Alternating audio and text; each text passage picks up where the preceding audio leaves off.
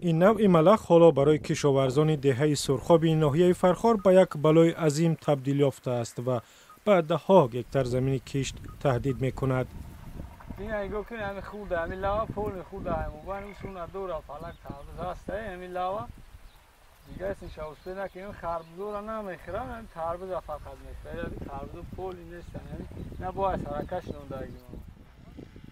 کشاورزان به تنهایی امکان مبارزه با ملخ را ندارند، بنابراین از مقامات طلب کردند به آنها کمک رسانند.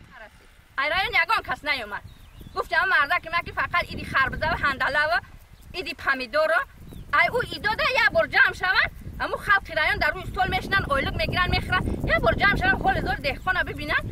پگه با سوم همه همو ایسا به ما میخرن. هم دهقان که سوم نبرن نسپاره، ای چو پنسیا میگیرن، ای چو اویلک میگیرن. صدقه شوشم در روی استول میشنن، یه بار به قدر دهقان برسن آخه. گرد زمینا فول بگردن. با ابزارهای دستی، داروپاشی و تراکتور نابود کردن ملخ غیر امکان است. به قول کشاورزان این حشرات به پالیسا از دامنکوها می آیند و باید در همانجا با پاشیدن دارو محو کرده شوند. پاکیزه حمله کردین وگای امی دورنی گندم امی دیدن یک بتا 10 تا 15 تا ملخ بود. امروز ساعت 4 سحر خدمت آوردیم اپرات قطع شدید. دهه سرخاب با تربوز و خربوزه‌اش نام برآورده است و همه ساله منطقه کلاب را با محصولات پالزی تامین می‌کند. ملخ این روزها قسمی زیادی پالزی دهقانان را نیست کرده است. میگم که 80% همین ملخی که در همین دورنی گندم آیوده. پاکیزه دورنی گندم دای. این ساعت‌های 12 دوجه ببره پاکیزه در فلک می‌دروه. کشاورزان که قرض گرفتند مجبورند دوباره کشت کنند تا به قرض نغوتند. با بانک بیا ببر.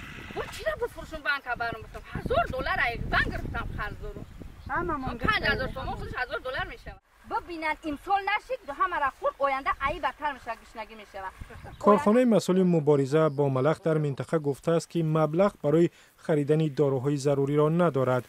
هجوم ملخ مراکشی هفته اخیر اوج گرفت و متخصصان میگویند سیل‌های ملخ از ناحیه 5 از مرز افغانستان می آید که آن کشور قادر به محو تخم ملخ در قلمروش نیست. امسال ملخ به 51,000 هکتار زمین‌های ولایت ختلان ضرر رسانده است. 200 تا 250 دونه تخم میمونه. این تخمش رو تیار شده تو 10 آگوست هم جدید میکنه.